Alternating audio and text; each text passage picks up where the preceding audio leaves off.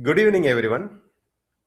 On behalf of Indian Society of Anesthesiologists Kerala State Chapter, I warmly welcome all of you to another exciting episode of Anesthesia Connect, our weekly academic program. Today's session is a magazine edition, and it is the continuation of the previous magazine episode. We have interesting segments lined up today. Gas Laws by Dr. Gurudat, Airway Stories by Dr. Elizabeth, Clot Busters and Guidelines by Clot Busters and Regional Anesthesia Guidelines by Dr. Priyanka Pavitran, and very interesting Maths and Anesthesia by Dr. Arjun. I'm sure these lessons will provide valuable insights and practical learning for all of us. I would also like to remind everyone about ISACON 2026, our ISA National Conference, which will be held at Trivandrum, Kovalam this November. So I request all the members to register at the earliest before the tariff hike, which is expected on the end of this month, end of March. As usual, we will have Kahoot quiz at the end of today's session. So please stay till the end of today's session and actively participate in Kahoot quiz. And kindly follow ISA Kerala Instagram page and stay updated with our academic activities and announcements. Today we are live on YouTube and Facebook. So we welcome all the viewers joining this evening. So with that, let's begin today's session. Thank you and wishing you a great academic session.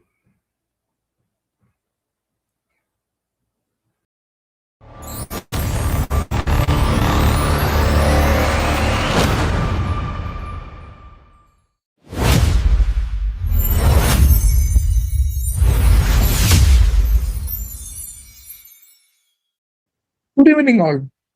Welcome to the third episode of Making Sense of the Math, the segment where we try to untangle the webs of complex mathematical equations.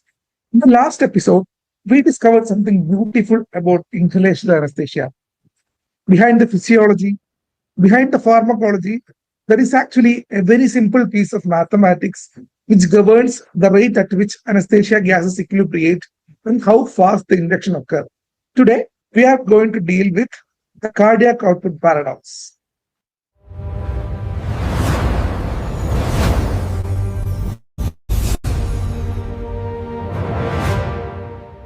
Last week, we said that every compartment in the anesthetic cascade follows the same rule. Tau is equal to capacity by flow, or the time constant is equal to capacity divided by flow. And we applied this in the circuit, and then to the lung, and then to the lung, then to the brain. Here we learned a very simple principle. If the flow increases, the time constant becomes smaller. And when the time constant is smaller, equilibration becomes faster. So mathematically speaking, more the flow, faster the equilibration. Simple, right? Now here is the question for the day. Let us take the blood as a separate compartment.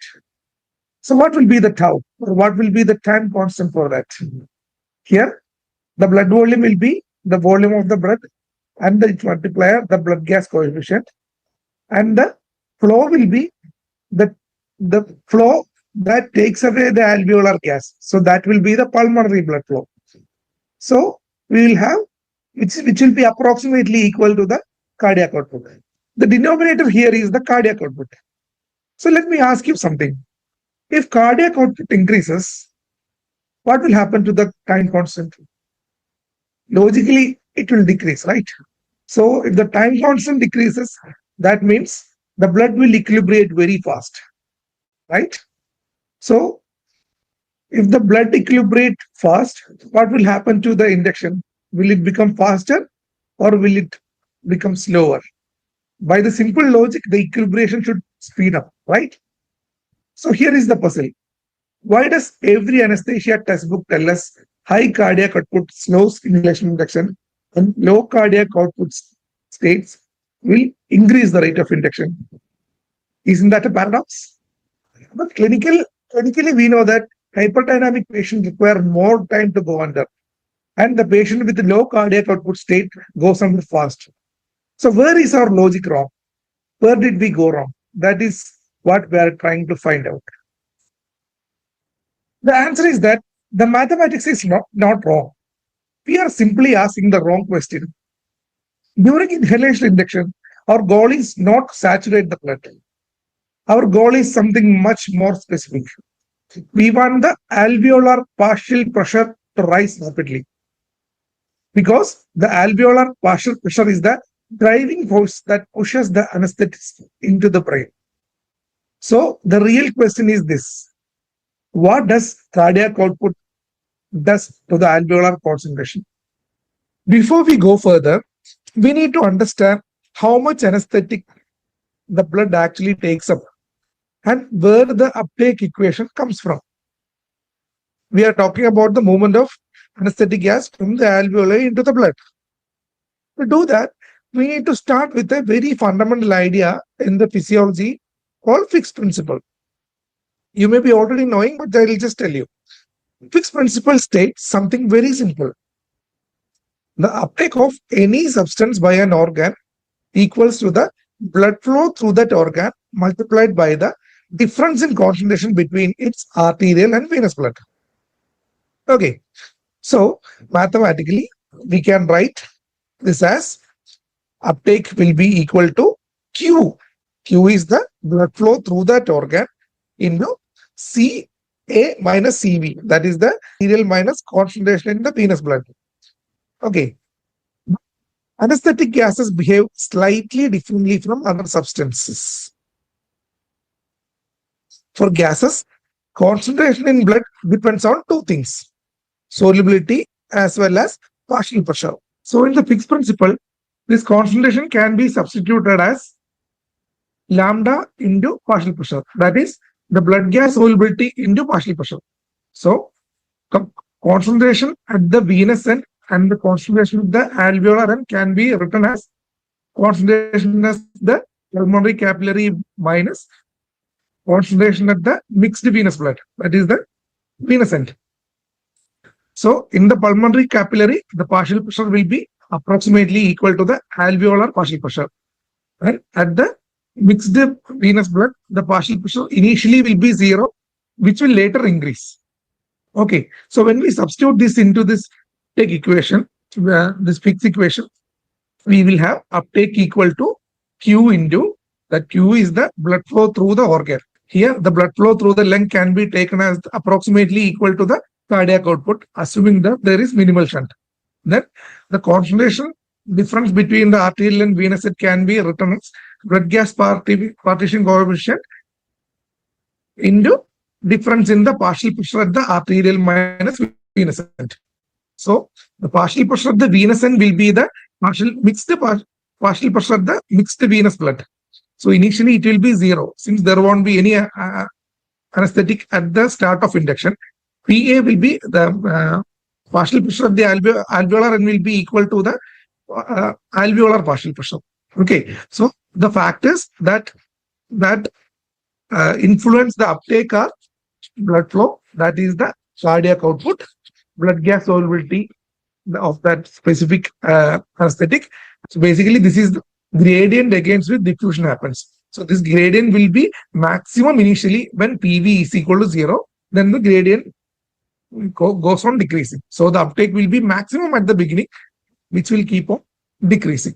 So this is where the uptake equation comes from. So don't forget this equation. The equation is uptake equal to Q into lambda into difference in partial pressure at A minus B. Imagine the alveolus as a bucket being filled with water. So the tap represents the ventilation. But the bottom of the bucket, it has a hole. It represents uptake of those anesthetic by the blood. So if cardiac output is normal, holes are moderate. If the cardiac output is high, the holes will be high. As we know, the uptake is directly proportional to the cardiac output. Cardiac output is normal, the bucket fills steadily. output is very high, those holes become enormous. So the blood removes anesthetic from the alveolus faster than ventilation that can replace it. So the alveolar concentration rises slowly. Inside the alveolus, there is actually a competition. Ventilation is trying to fill the alveolar with anesthetic.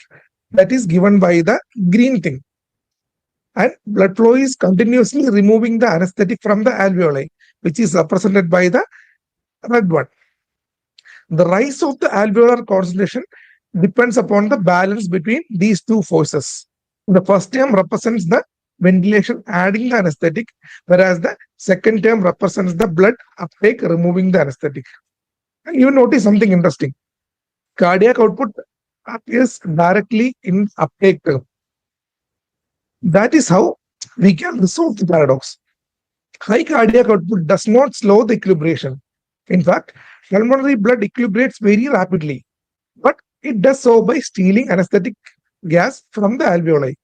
So the alveolar pressure rises slowly only, and the brain receives anesthetic slowly, and it increases the rate of and increases the time required for the injection to happen. So the blood's gain become the brain's loss. So the max was never wrong. The blood equilibrates fast, but at the cost of alveolar partial pressure. A suppressed alveolar partial pressure starves the brain of the driving force, explaining the slower induction in hyperdynamic state. This is another counterintuitive thing that happens. The solubility trap. The cardiac output is not the only variable in the take equation. There is another one, the blood gas partition coefficient, or we can otherwise say solubility. Let me ask you another question. If a drug dissolves easily into blood, shouldn't it reach the brain faster? More dissolved will be more delivered, right? So an anesthetic with more solubility should be having faster induction, right? Clinically, the opposite is true. Have you ever thought why? Imagine pouring water into two surfaces. One is a large dry sponge and another is a solid stone. So when you pour water into the sponge, it absorbs an enormous amount before anything starts to run off. But when you pour water onto the stone, the surface becomes wet immediately and the vast water runs off right away. Highly soluble anesthetic behave like the sponge. The blood will absorb more molecule before the partial pressure rises. But the brain does not care how many molecules are dissolved. The brain only cares about the partial pressure. Now consider a poorly soluble agent like desflurane. Blood behaves more like a stone there. It cannot absorb much anesthetic. So even a small amount immediately raises the partial pressure, and the pressure rapidly reaches the brain. That is why it counterintuitively, the more soluble an anesthetic, higher will be its concentration in the blood, but lower will be its partial pressure. The lesser the solubility, the less will be the concentration in the blood, higher will be the partial pressure. Since the brain is dependent only upon the partial pressure, we will get an easier induction with less soluble substances. So this is one of the analogy which I try to make clear how lower solubility means faster induction. So basically, we can think this as a sponge or a stone. Higher the solubility means it will more behave like a sponge. Lower solubility means it will more behave like a stone. So today, we uncovered two counterintuitive truths. The more blood flow can actually slow down induction, and greater solubility also will slow down induction. The high cardiac output actually drains the alveolus and prevents the alveolar partial pressure from rising rapidly. Whereas high solubility acts as a sponge and sequesters the drug in the solution, which decreases the buildup of tension. Both mechanisms suppresses the rise of alveolar partial pressure. And that is the one variable that actually drives the anesthetic trap. This is Dr. Arjun, and this was Making Sense of the Maths. Thank you.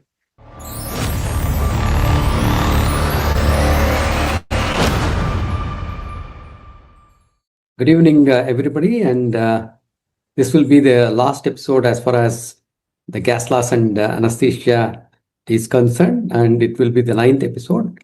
So, in this episode, I'll be discussing about the Laplace law, the adiabatic process, and the Joule-Thomson effect.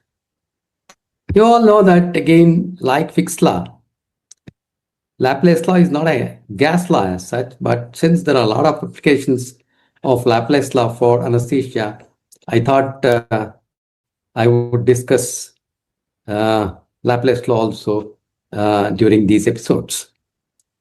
You know that the Laplace law states that the pressure is equal to twice the wall tension divided by the radius. Now here, the pressure is directly proportional to the twice tension and inversely proportional to the radius.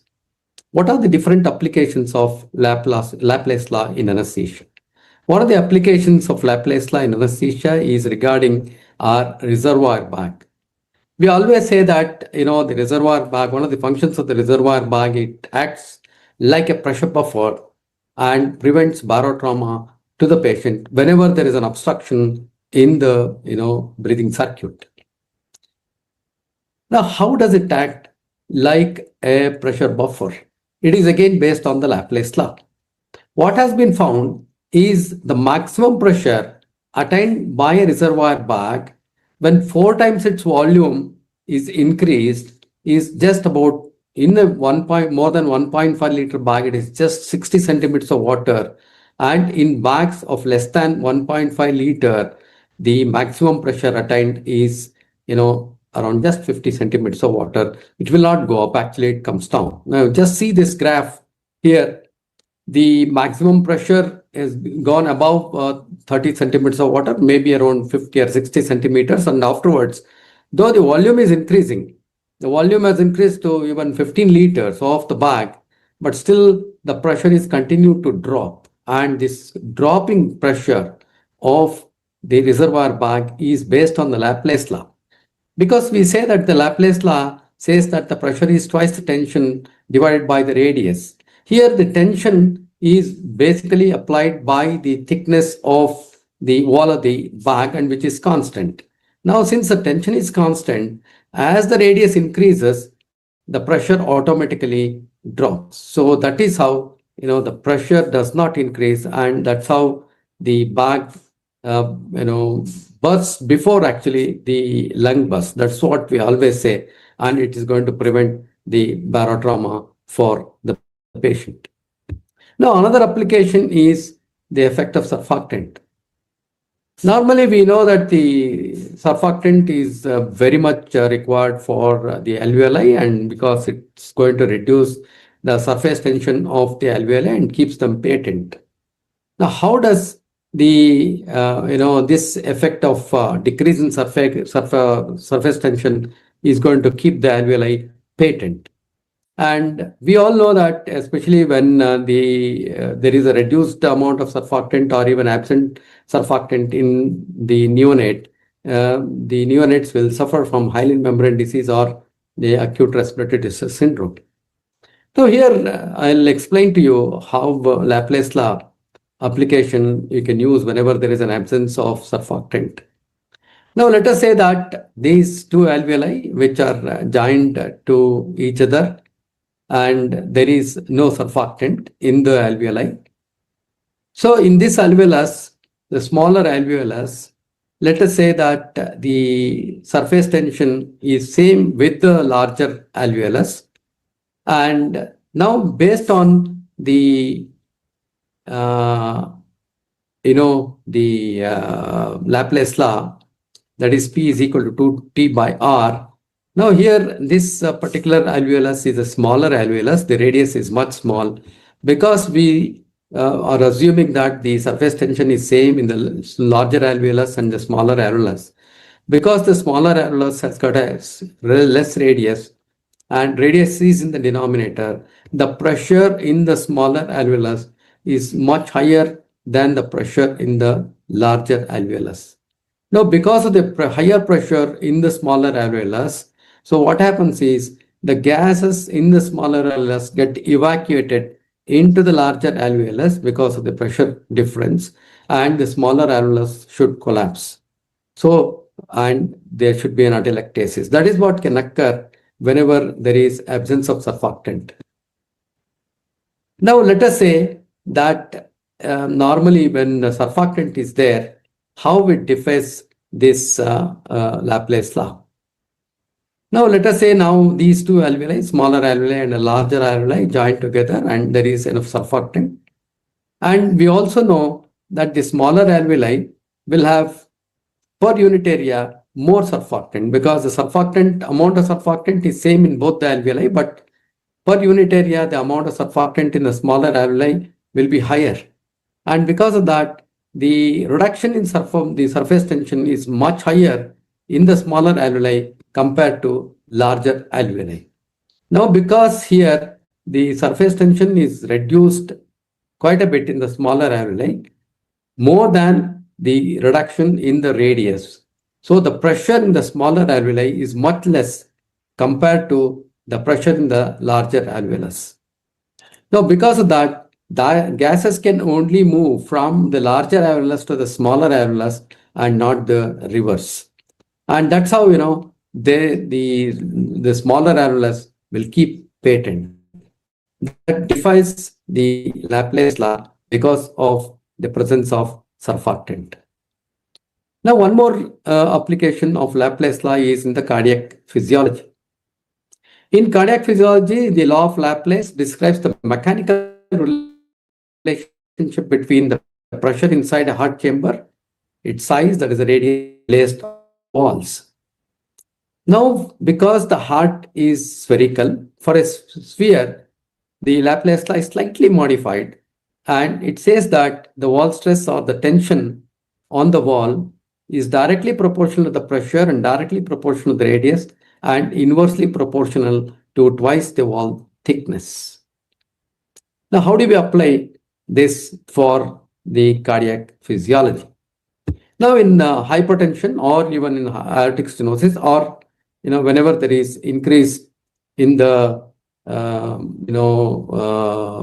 afterload for the left ventricle, what happens as a compensatory mechanism? The left ventricular wall will start thickening and there will be hypertrophy of the left ventricular wall.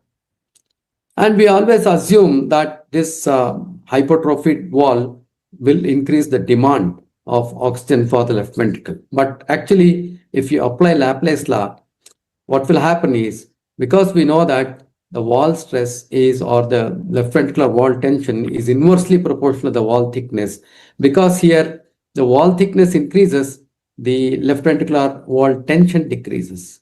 So if the left ventricular wall tension decreases, because it is one of the very important parameter which increases the oxygen demand. Now, because it decreases, the left ventricular wall tension decreases, the oxygen demand decreases, so there can be balance between the demand and supply. That's how we know whenever there is an afterload increase as a result of hypertension or aortic stenosis, so still the compensatory mechanism is the left ventricular hypertrophy. Now, coming to the application of Laplace law in cardiomyopathy and in heart failure. Now, in cardiomyopathy, dilated cardiomyopathy, in heart failure, what happens is there is increase in the radius of the left ventricle, and also the wall thins out, start thinning out. Now, because as we know that the Laplace law say that the pressure is, left ventricular wall tension is directly proportional to the radius of the left ventricle and inversely proportional to wall thickness. Here the radius has increased, so wall tension will increase. And because here the wall thickness has decreased, again because it's a denominator, the wall tension increases. So because of that, in patients with heart failure and dilated cardiomyopathy, there is going to be increase in the wall stress, and this increase in wall stress can produce a vicious cycle, and this can lead to further dilatation and weakening of the muscle. That is the reason, based on Laplace law, one of the treatment modalities is surgical ventricular restoration or the Batista procedure which aims to treat heart failure by surgically reducing the chamber radius, thereby directly lowering the wall stress. Now coming to the other important part of today's episode is adiabatic process and the Joule-Thomson effect.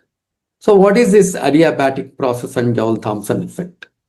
Normally, the three laws, the Boyle's law, Charles' law, and Gay-Lussac's law, the gas laws, they describe the behavior of the gas when one of the three variables, pressure, temperature, or volume, is constant. For these conditions to be applied, actually, the heat energy is to be taken or added to the gas as the change occurs. But the change also, the state of the gas can also be changed without allowing the gas to exchange heat with the surroundings. And this process is called as the adiabatic change or adiabatic process.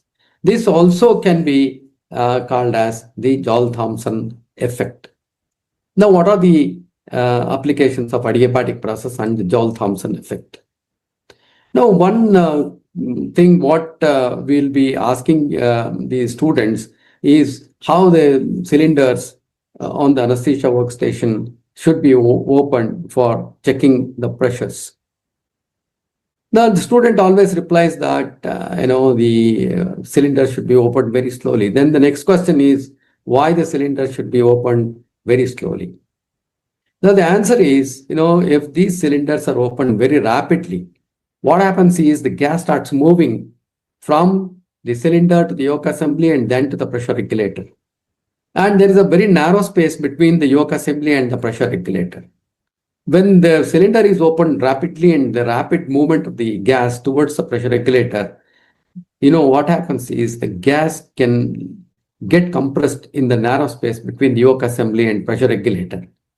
And this compression of the gas produces enormous amount of heat. And this heat, there won't be any time for this heat to be dissipated to the atmosphere, which is called as the adiabatic process. If there is even a particle of dust, it gets ignited and there can be an explosion that can occur. That is the reason it is very important you give enough time by opening the cylinder very slowly so that the gases move slowly across the space between the yoke assembly and the pressure regulator and further, so that you're going to prevent this adiabatic process. Now, one more thing regarding the fractional distillation of air and manufacture of oxygen. Here, what happens is the air is, passed through a chamber and it is compressed. And because the compression of the air, a lot of heat is generated because of the adiabatic process.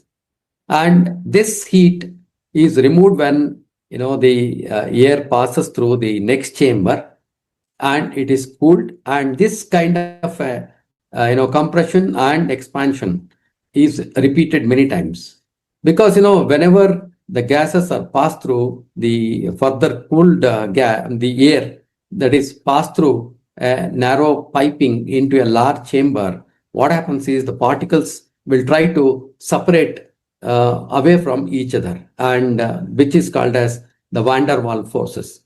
But a lot of energy is spent to bring down these particles very close to each other, and large amount of energy is spent. That's the reason when the air cools further, and this process where sudden expansion of the gas producing cooling of air or any gas is called as the Joule-Thomson effect. And that's how air cools to minus 200 degrees centigrade, it liquefies, and then it is passed through the fractional distillation chamber where oxygen gets separated from nitrogen, because the boiling point of oxygen is minus 185 degrees centigrade. Boiling point of nitrogen is minus 190 degrees centigrade. Oxygen, liquid oxygen collects at the bottom and it can be easily separated. That's how, using the adiabatic process and the Joule-Thomson effect, the manufacture of liquid oxygen in large quantities is done. Another application of this Joule-Thomson effect is actually in the cryoprobe. Again, in the cryoprobe, the gas like it can be nitrous oxide or it can be carbon dioxide. So when it is passed through a narrow piping and then narrow tip, and then it is suddenly made to come out. Again, as I said, that because of the Joule-Thomson effect, it cools so much that there will be formation of snow hairs. And this is used in the cryoprobe for cryoablation, and which is a procedure in which a cryoprobe is used to freeze and destroy abnormal tissues. That's how these cryoprobes are basically used in dermatology, and also it is used in case of gynecological procedures, certain, and also it is used in the treatment of hemorrhoids. So this will complete my, the gas laws and anesthesia. And thank you very much. And I should thank the ISA Kerala for having given me this opportunity to, deliver almost about 9 episodes of gas laws and anesthesia. So thank you very much.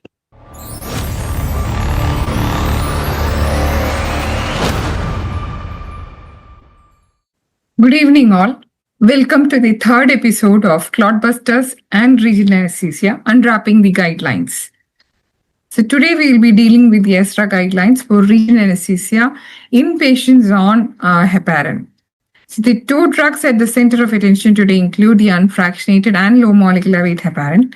They share a common target, the coagulation cascade, but they differ profoundly in their pharmacokinetics, monitoring, and risk profiles for neuraxial procedures. The unfractionated heparin will be dealt initially. The anticoagulant effect of heparin is because of the pentasaccharide sequence, which is a part of its molecule, and this sequence binds to the antithrombin 3. Now, this binding accelerates in activation of factor 2, 9, and 10. The larger molecular weight heparins catalyze the inhibition of both factors, while smaller molecular weights catalyze the inhibition of only factor 10. The intravenous injections result in immediate anticoagulant activity. The subcutaneous injection results in a 1 to 2 hour delay. The anticoagulant effect is both dose and molecular size dependent, and it is not linear and increases disproportionately with increasing doses.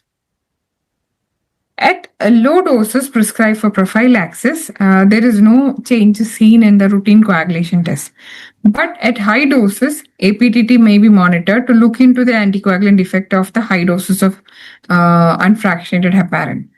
Anti-factor Xa testing offers a better option for accurate measurement of heparin levels as compared to APTT.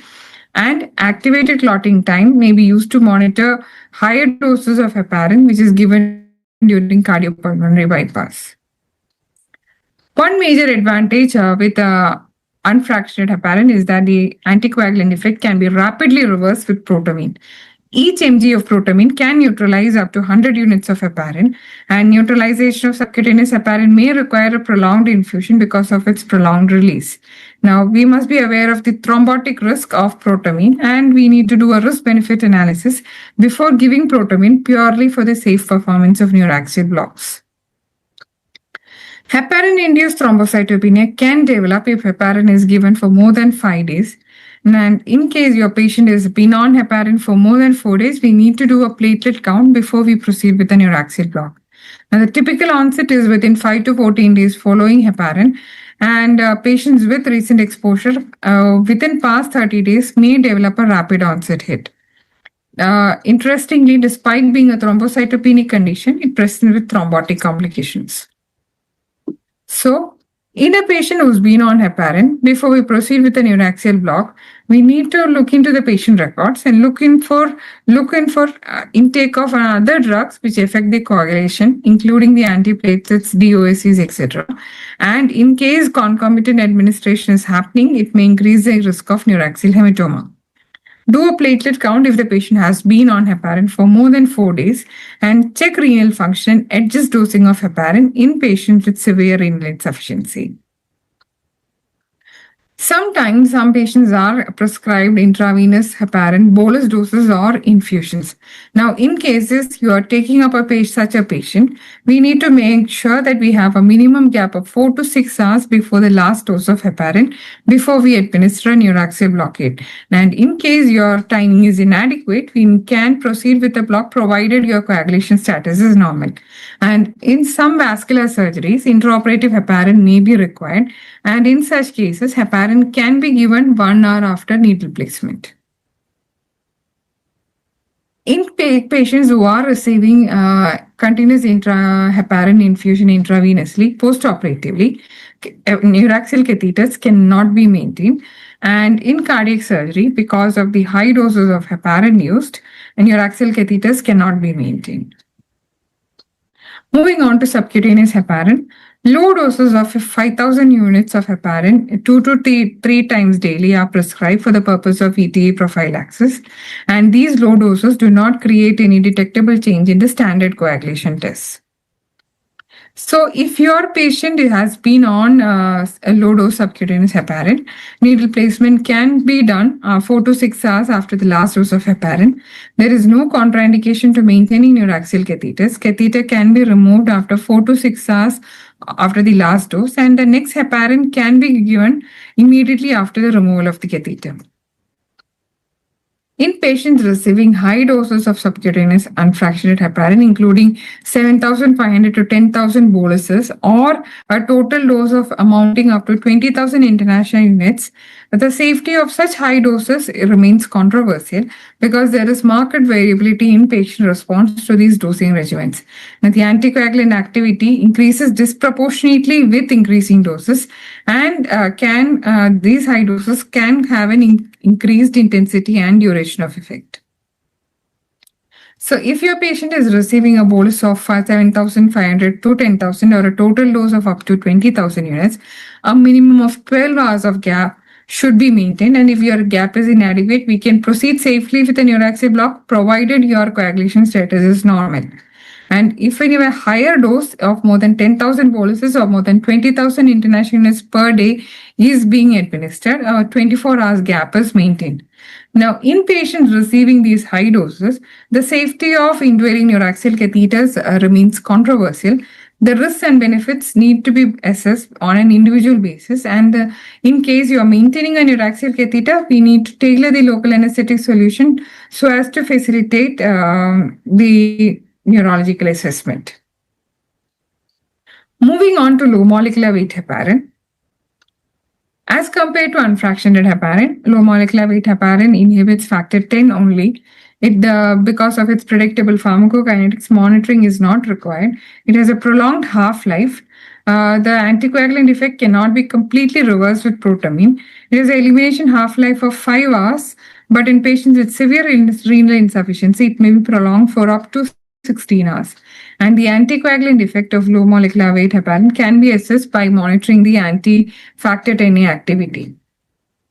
As I already said, the one major disadvantage as compared to unfractionated heparin is that the anticoagulant effect cannot be completely reversed with protamine because only the anti-factor 2 inhibition can be reversed, but factor 10 inhibition cannot be reversed. So in patients with renal insufficiency, time interval between the last dose of heparin and neuraxial block needs to be doubled, and the dose of last heparin bolus needs to be halved. And routine monitoring of anti-factor 10A level assessment is not recommended for looking into the anticoagulant activity.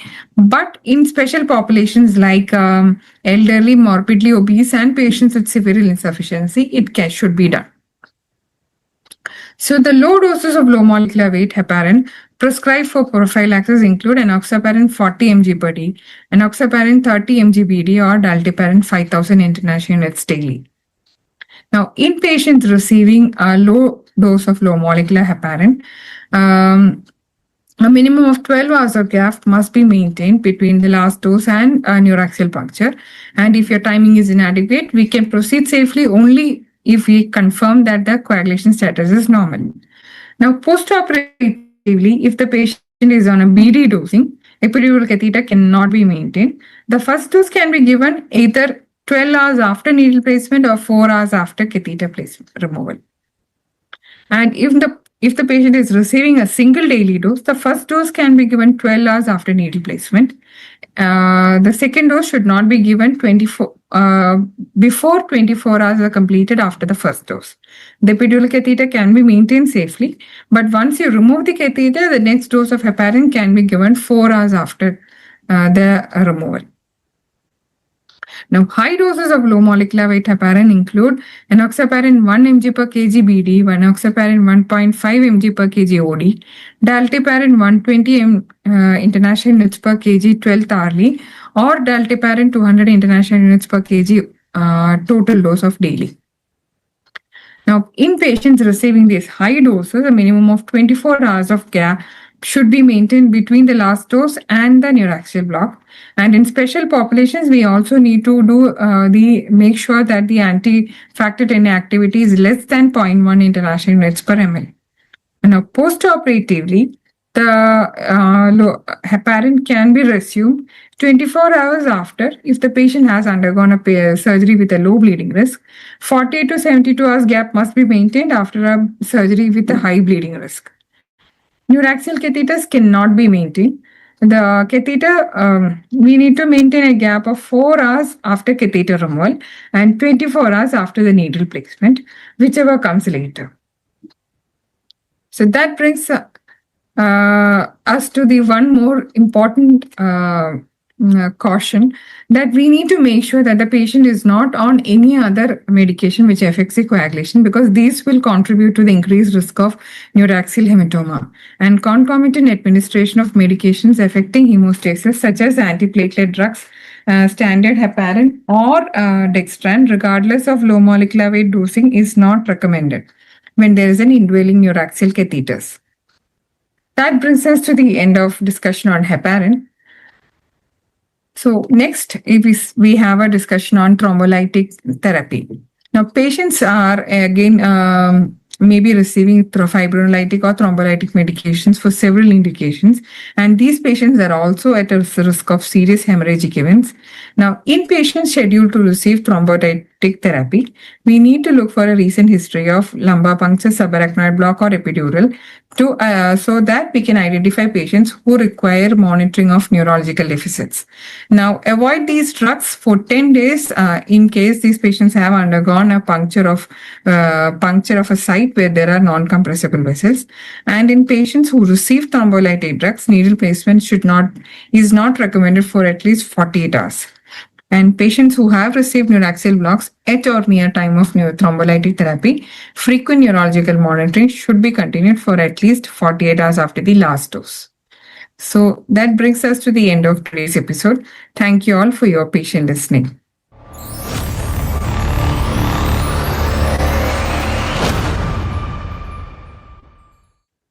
Hello and welcome back to Airway Stories. This is the third episode of Airway Stories that I'm sharing. And in this episode, I will tell you how even there is no airway procedure which can be taken as a minor procedure. This is a story about how a bone broke the airway, resulting in a cascade of airway complications.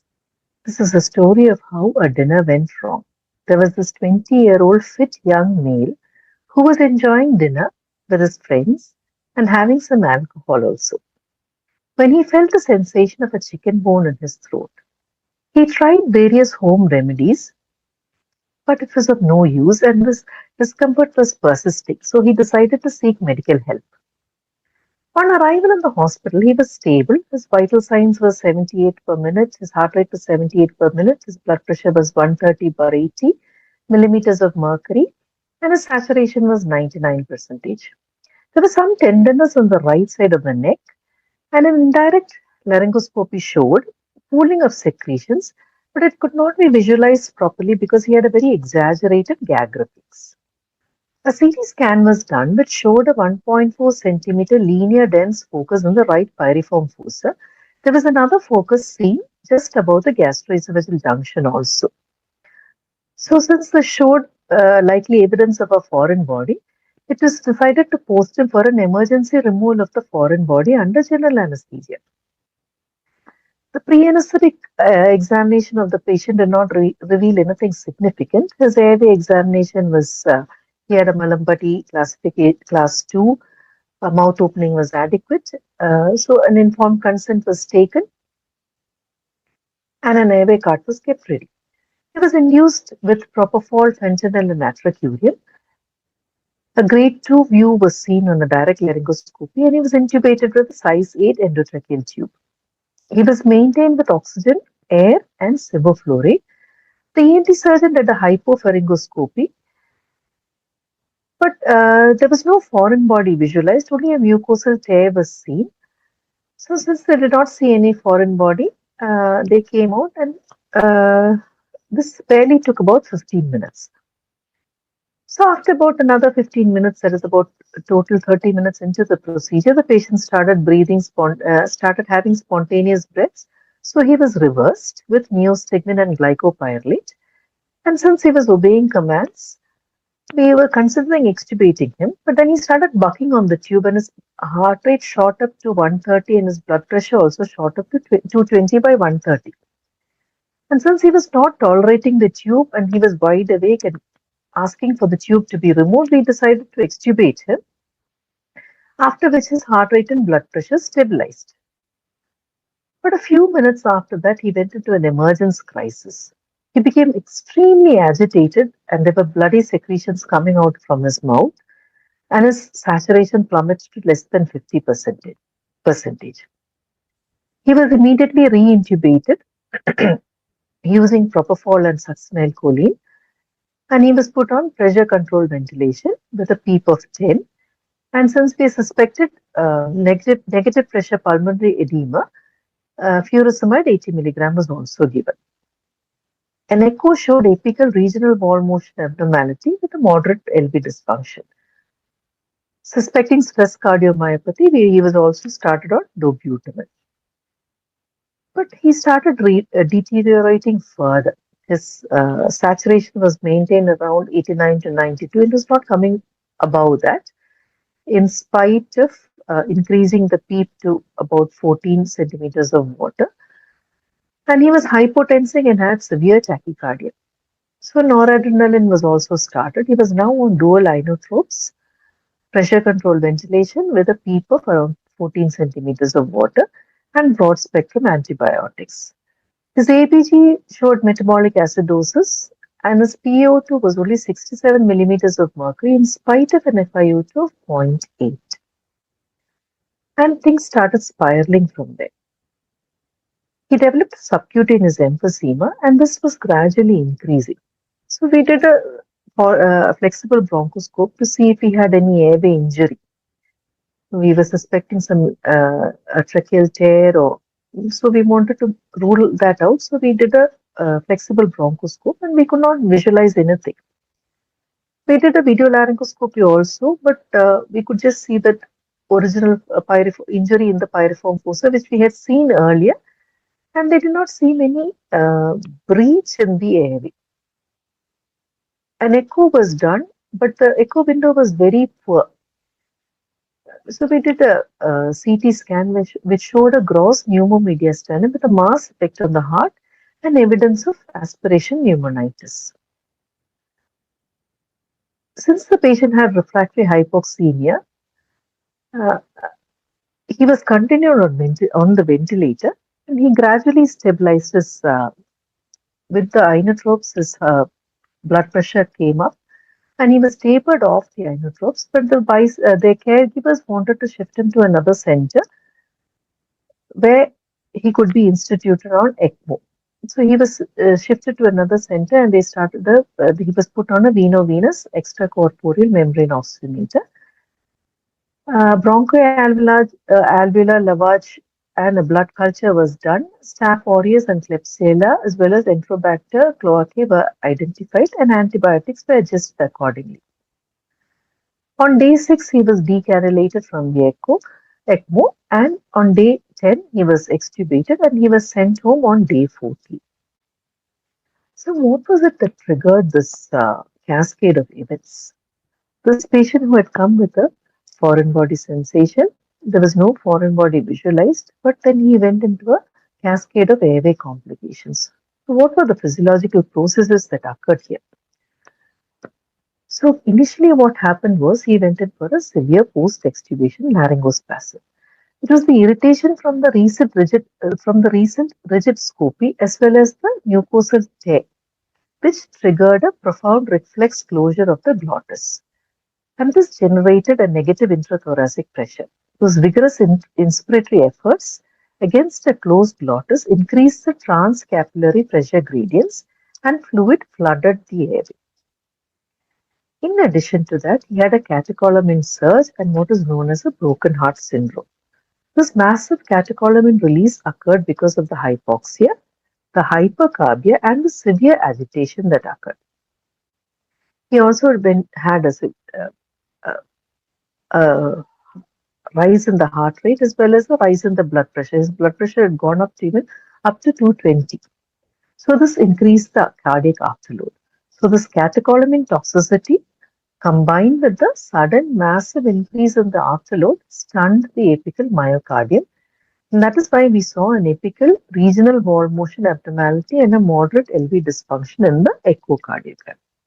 And as if that wasn't enough, the mucosal injury, along with the severe bucking, as well as the positive pressure ventilation, which we had instituted to manage the negative pressure pulmonary edema, all forced air into the facial planes. And that resulted in the surgical emphysema and a massive pneumomediastinum, which further compromised the heart. And we had a failing heart, which was exacerbating the pulmonary edema, as well as failing lungs, which was worsening the myocardial hypoxia. Here we had a patient who had a mixed cardiogenic as well as a non-cardiogenic shock. And conventional ventilation and dual inotropes were not working for him.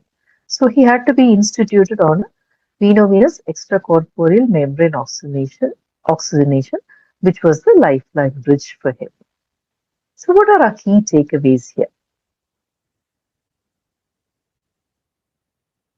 In an airway case, emergence is a very crucial period and vigilance is very important in that period.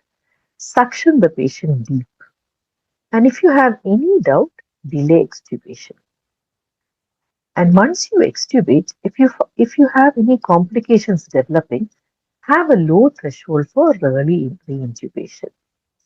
Do not hesitate to do a rescan, especially when you see that the clinical picture of the patient is deteriorating. It's not the expected outcome that you see. So don't hesitate to rescan the patient. And most importantly, having a multidisciplinary coordination. Here we had the ENT surgeons, the anesthesia and the critical care team, the pulmonologist, the cardiologist, and the surgeon all working together to trying to save the life of the patient.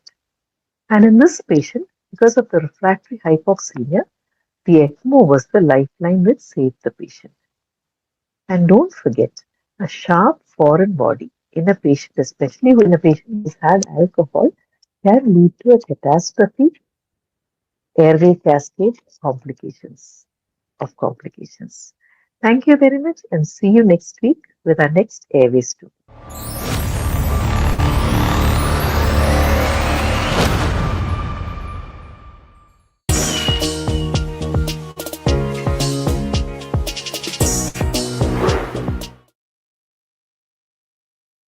Massive good evening, everyone, and welcome back to another episode of ISA Kerala Kahoot Quiz. I'm your host, Dr. Arjun. I'm a faculty from Kozhikode Medical College, and I'm absolutely happy to be here with you tonight. Before the battle begin, we have a strict rule check. Let's check the rules once more. Okay? Your nickname must be the first four letters of your name, followed by the 10-digit mobile number. If you don't use this exact format, we can't track you, which means it will be an automatic disqualification. Don't let a typo cost you the win. So for the ultimate experience, make sure that you are logged into the Kahoot window or the app. Tonight is all about reflexes. The faster you lock in your answer, the higher you score and the more points you have. So let's go into it. So I'll wait a few more seconds so that anybody who have not corrected the nickname can correct it. And we'll go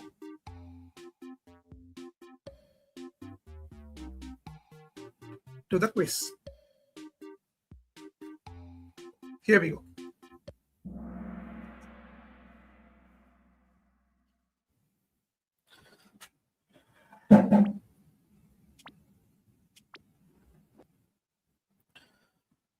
So welcome back to this episode. And make sure that your nickname is in the format, 4 letters of your name followed by your 10-digit mobile number. And today's quiz contains 5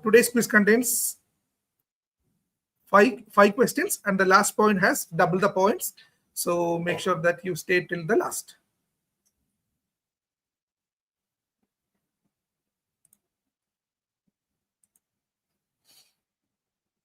So the winner of, but first let's give a massive virtual shout out to the last week undisputed champion, Dr. Muthukumar. He wins ₹1,000 from ISA Kerala. Congratulations, Dr. Muthukumar. He is from Sri Ramakrishna Hospital, Coimbatore. Incredible job dominating the board and showing us how far the ISA Kerala reach goes. Let's get some applause to Dr. Muthukumar. The runner-up for last week quiz is Dr. Anjali Aravind, a familiar name in this quiz. She is from Anantapuri Hospital and Research Institute, Trivandrum. Congratulations, Anjali. And the second runner-up is Dr. Shana.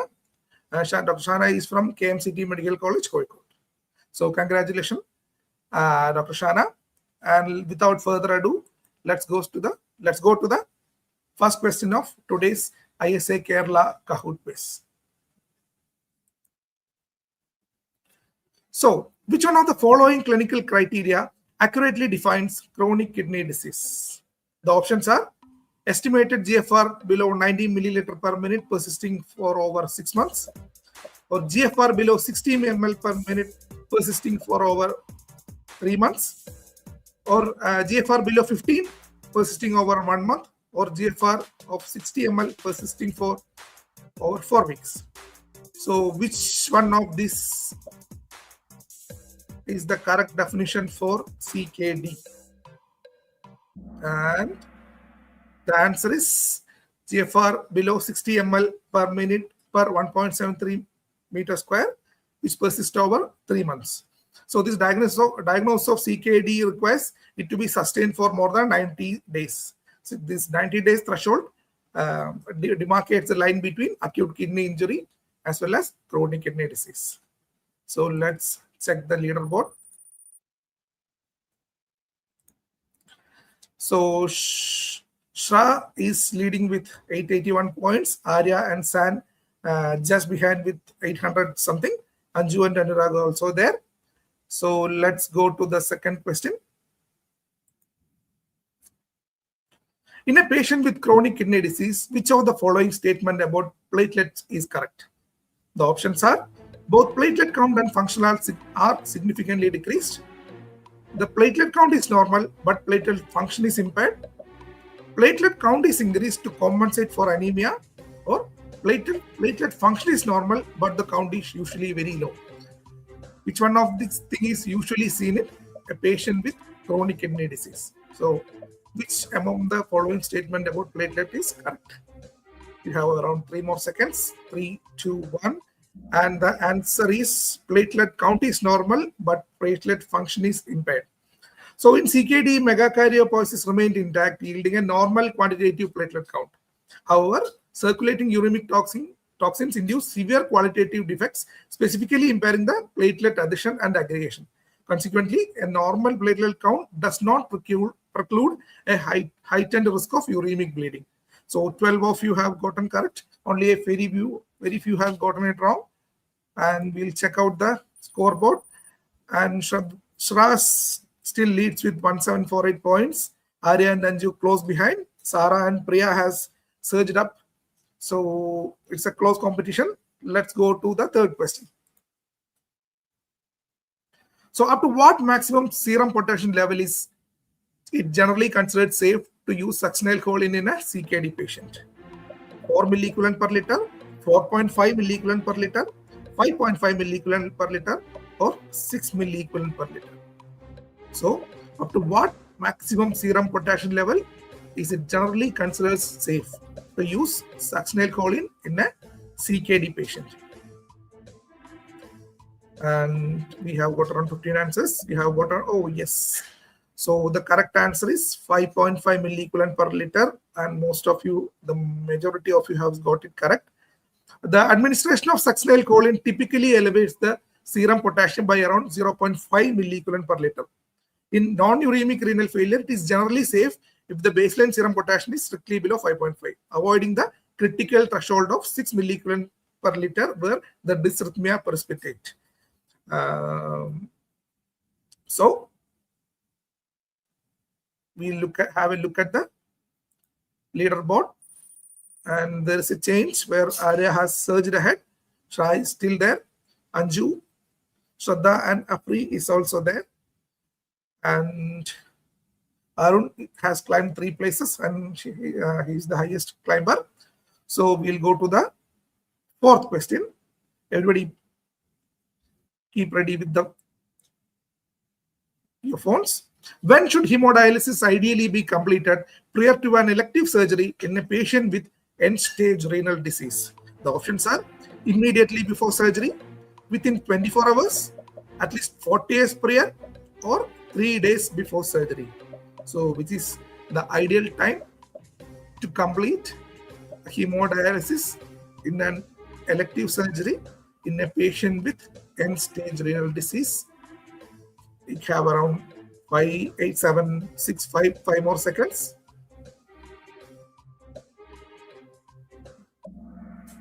And most of you have got it correct. It is usually advised to have the hemodialysis to be completed within 24 hours surgery, but it is ideal if it is completed before at least 6 hours prior to the elective surgery. This mandatory small interval allows for the equilibration of acute fluid and electrolyte shift, thereby mitigate profound induction-related hypotension. Furthermore, it ensures complete systemic clearance of the heparin administered during the dialysis, if heparin is used. So let's have a look at the scoreboard. And the scoreboard is, we have a very tight competition between Arya and Shra, both having 359 something points. Anju, Sara, and Afri just behind them. And here comes the last question. So this is a special question. The last question contains more than one correct answer, and it also has double points. So you select whatever you think are the correct options. Okay. So this is a multi-select question with double points. Which are the anesthetic management principle for an ESRD patient? More than one answer may be correct. So please select all the answers which you think is correct. One is prefer cisatracurium for muscle relaxation. Place the BP cuff on the AV fistula arm. Withhold AC inhibitors on the day of surgery. Remifentanil can be safely used. Liberal use of lactated linger for hydration. Avoid succinylcholine even potassium if is normal. So choose all the correct answers.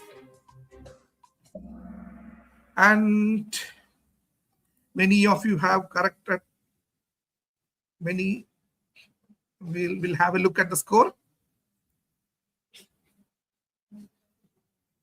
So cisatracurium is preferred due to its organ-independent Hofeld elimination. So that is a correct option. AC inhibitors are typically withheld preoperatively to prevent refractory vasoplasia hypotension.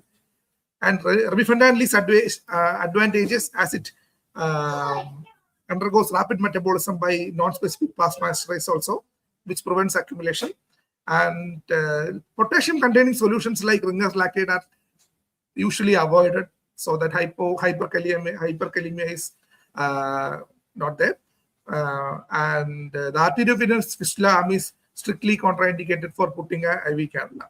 So let us look at the leaderboard, the final leaderboard, and the podium of 14th March. At 3rd place, we have Muth I think it. And second place we have Shra, and the leaderboard with the winner with the podium is Sarah, who has jumped up ahead a lot of people in the last question. So congratulations, Sarah. And it was a nice question. I am happy that the last question, a lot of people changed the leaderboard. So thank you all for participating in this quiz, and I hand over the podium to Dr. Sanish PJ, our scientific coordinator. And thank you. Thank you, Dr. Thank you, Dr. Arjun. That was yet another interesting quiz session. I think all the participants should tell your friends and colleagues also to join the Festival of Infotainment with the ISC Kerala Kahoot quiz. We are happy that we are getting winners from faraway places. So we'll come to know who exactly are the winners once we decode the username of these winners. So congratulations on behalf of ISA Kerala. So we had yet another exciting day today, with starting with making sense of mathematics in anesthesia with Dr. Arjun, because that is something I was always fascinated about. If you want to see these episodes again and again, you can go to this ISA Kerala YouTube channel. You can see all the episodes, including last week's case discussion. Those who have participated in today's quiz, if you want to recheck your answer or go to refresh your memory, you can always watch the interaction of Dr. Gurudat with the postgraduates. So it's been a nice session. After making sense of maths, we had regional anesthesia and coagulation discussed by Dr. Priyanka Pavitran, and Airway Stories by Dr. Elizabeth. We had 9th episode by Dr. Gurudat on gas laws and related physics-related, concept-related masterclass session from Dr. Gurudat. We thank Gurudat sir on behalf of ISA Kerala and on behalf of all of you. And again, Dr. Arjun conducted today's quiz nicely. Thanks. We'll get going, because I thought today's quiz was more easier, because last week we had a good discussion and focused one. Next week again we'll have 4 topics to pick questions from. But still, I like the idea of multi-select and double points for the last and final onslaught in the quiz. So I hope the audience is also enjoying. We know that we have good enough offline viewers, but we would like to have more of live viewership and engaging in the quiz, so that we'll make this infotainment program more interactive. So that's it for tonight's program.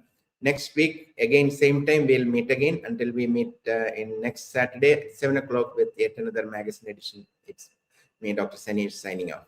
Thank you. Thanks, sir.